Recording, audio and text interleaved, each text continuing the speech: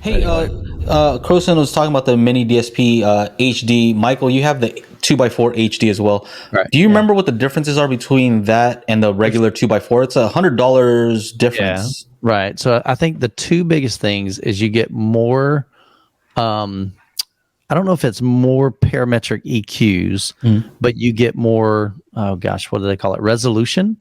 So maybe the amount of adjustment for that. The other big thing though is the amount of delay. So the base one, and I'm going to mess it up, but let's just say the base one only gives you 7 seconds and you guys in the comments, you know this, so let me know like what the actual number is. But let's say there's only 7 with the base one. So if you need more than 7 milliseconds, it's not going to do you any good. So if you don't need that, then okay, it may work fine. But what if you need 8? What if you need 9? You know, you can't physically go beyond that. So you have more flexibility with time delay, and then you have the higher resolution, I think, in the EQ settings. So that's my understanding of the two. So yeah, so there's more delay right here, Jed. I just don't know. Delay, there's you can use it as a DAC, right? I think you can use optical. So Paul says 5 versus 10 bands and a maximum of, okay, so I was close. So 7 milliseconds delay on the regular one. So maybe that might not be enough for some people. Right. And so that's part of the difference. It depends on how much correction you need. So the HD just gives you a lot more flexibility on that. And it's like the one and done kind of thing. You buy it and you don't need to go any higher for that. You know what I like about the HD one is that you can upgrade it to DIRAC if you wanted to. Oh yeah. Yeah. Nice. You could pay a little bit more and it has enough processing in there. It has those sharp processors. So this one may kind of tie in with that. I'll address this. So DefTech says if you want to utilize the voice of God in Auro 3D, you lose the second sub output on some Denon and Marantz AVRs. If you're using the miniDSP, typically you're only going to use that one sub out, and you use the miniDSP, those outs to connect to your second, third, fourth sub. You know what I'm saying? So you're only going to utilize one of those anyway. I didn't know that. That's kind of weird. Know. Yeah, that is weird.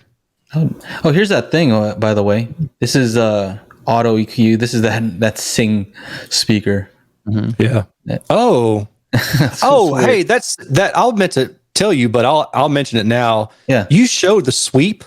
I found it really interesting that it started at 500, then worked down, and then started at 500, then went up. Yeah. I was like, what the heck is that? So it could sound cool, right?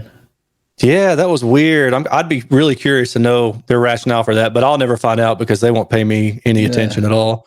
So when I finally do get one, I'm going to drop kick it. There you go. Well, this is the auto EQ. So let me kind of show you guys real quick, just real basic. Like, you know, you can tell it bass limited speaker. Everybody's an engineer. Yeah. Calculate. All right. So this is target a flat response.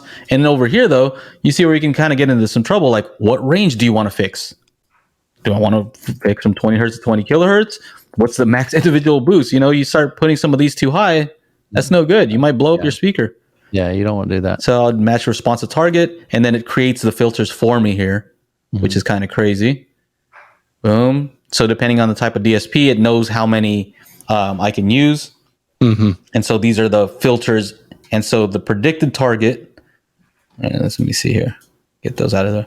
So here's how it was. This is what I want it to be, flat. And then it's predicting that it can get it somewhere like that. And then would this show up? Yeah. And then it just shows you here. Let me stop this one.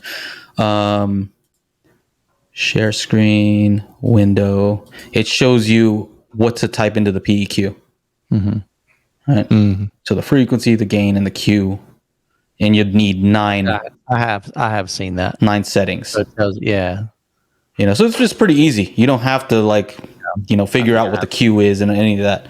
It'll just tell you here. This is the most optimized, like with the fewest number of settings. So anyway, that's it. So Paul was saying on the HD, you get up to 80 milliseconds. With the non-HD, you only get 7. So that's a pretty drastic difference. And Jed said that's correct as well. Cool, man. Appreciate you guys.